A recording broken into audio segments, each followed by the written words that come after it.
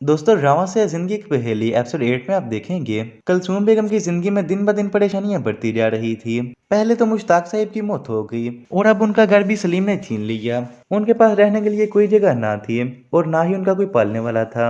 बहुत मुश्किल से उन्हें एक घर मिला, लेकिन वो मालिक मकान वो तो सलीम से भी 2 हाथ आगे निकला। कलसूम बेगम की कुछ परेशानी कम हुई कि उन्हें रहने के लिए छत मिल गया, लेकिन वो नहीं जानती थी कि वो पहले से ज्यादा बड़ी मुसीबत में फंस गई। जो मालिक मकान था, उन्होंने जब देखा कि जवान लड़कियां हैं, ना ही उनका बाप है, उसके 2 बेटे थे, उन्होंने उन बेटों से कहा कि मुझे वो लड़कियां बहुत अच्छी लगती हैं, अगर तुम लोग कहो तो मैं रिश्ते की बात करूं। यही सोचकर वो कलसूम बेगम के पास आया कि मैं अपने दोनों बेटों के लिए तुम्हारी बेटियों का हाथ मांगता हूँ। अगर तुम्हें ये रिश्ता मंजूर है तो ठीक, वरना मुझे दूसरा रास्ता भी आता है। कलसूम बेगम बहुत परेशान हो गई और मोहल्ले वाले ने आकर बताया कि तुम्हारा मालिक मकान बहुत ही आवारा किस्म का इंसान है, सारा दिन मोहल्ले में घूमता रहता है और औरतों को तंग करता है।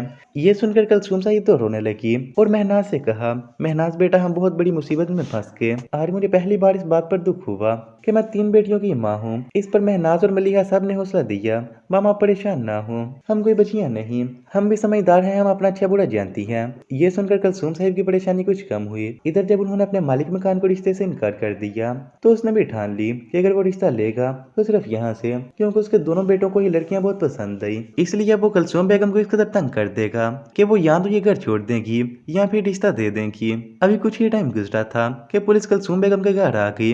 उनके साथ एक शख्स था। पुलिस ने उनसे पूछा कि तुमने जेवर किसको बेचा। जब उसने कलसूम की तरफ इशारा किया तो उन्हें समझ नहीं आ रही थी कि यार ये कौन है।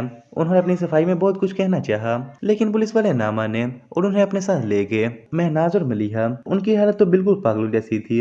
उनके साथ जिंदगी में ये पहली दफा ऐसा हुआ कि किसने करवाया होगा ये सब, कहीं ये उनके मालिक मकान के काम तो नहीं या कोई और हो सकता है। आपने नाम तो कमेंट से बताइएगा। शुक्रिया।